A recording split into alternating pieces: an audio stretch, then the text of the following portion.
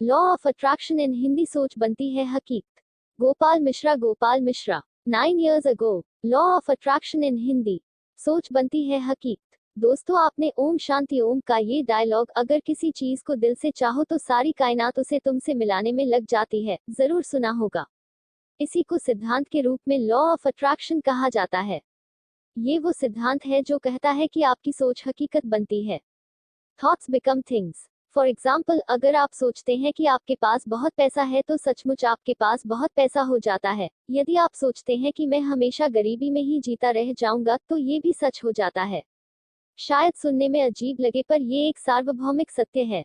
A universal truth. यानी हम अपनी सोच के दम पर जो चाहे वो बन सकते हैं। और ये कोई नई खोज नहीं है, भगवान बुद्ध ने भी कहा है, हम जो कुछ भी है वो हमने आज तक क्या सोचा इस बात का परिणाम है।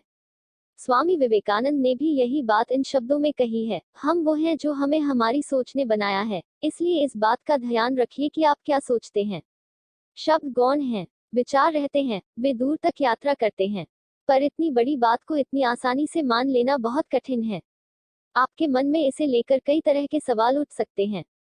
और आज अच्छी खबर कॉम पर हम कुछ इसी तरह के सवालों का समाधान जानने की कोशिश करेंगे। आज का ये लेख इस विषय पर सबसे ज्यादा पढ़े गए लेखों में से एक, द लॉ ऑफ अट्रैक्शन का हिंदी ट्रांसलेशन है। इसे स्टीव पवलीना ने लिखा है। Video is by Abhishek Ronnie. The law of attraction, आकर्षण का सिद्धांत।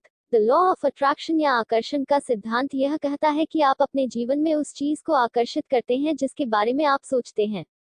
आपकी प्रबल सोच हकीकत बनने का कोई ना कोई रास्ता निकाल लेती है। लेकिन लॉ ऑफ अट्रैक्शन कुछ ऐसे प्रश्नों को जन्म देता है जिसके उत्तर आसान नहीं है। पर मेरा मानना है कि प्रॉब्लम लॉ ऑफ अट्रैक्शन की वजह से नहीं है, बल्कि इससे है कि लॉ ऑफ अट्रैक्शन में कैसे अप्लाई करते हैं। यहाँ ऐसे ही कुछ प्रॉब्लमैटिक क्वेश्चंस दिए गए हैं। ये उन क्वेश्चंस का जनरलाइजेशन है जो मुझे ईमेल द्वारा मिले हैं। क्या होता है जब लोगों की इंटेंशन, इरादा, सोच, विचार, उद्देश्य कॉन्फ्लिक्ट करती है? जैसे कि दो लोग एक ही प्रमोशन के बारे में सोचते हैं जबकि एक ही जगह खाली है। क्या छोटे बच्चों या जानवरों की भी इंटेंशंस काम करती है? अगर किसी बच्चे के साथ दुष्कर्म होता है तो क्या इसका मतलब है कि उसने ऐसा इरादा किया था?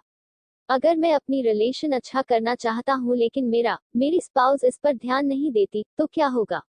ये प्रश्न लॉ ऑफ अट्रैक्शन की पॉसिबिलिटी को कमजोर बनाते हैं।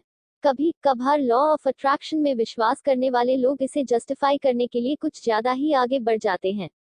फॉर एग्जाम्पल, वो कहते हैं कि बच्चे के साथ दुष्कर्म इसलिए हुआ क्योंकि उसने इसके बारे में अपने पिछले जन्म में सोचा था।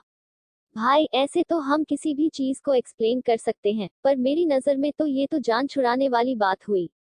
मैं औरों द्वारा दिए गए इन प्रश्नों के उत्तर से कभी भी सैटिस्फाई नहीं हुआ, और यदि लॉ ऑफ अट्रैक्शन में विश्वास करना है तो इनके उत्तर जानना महत्वपूर्ण है।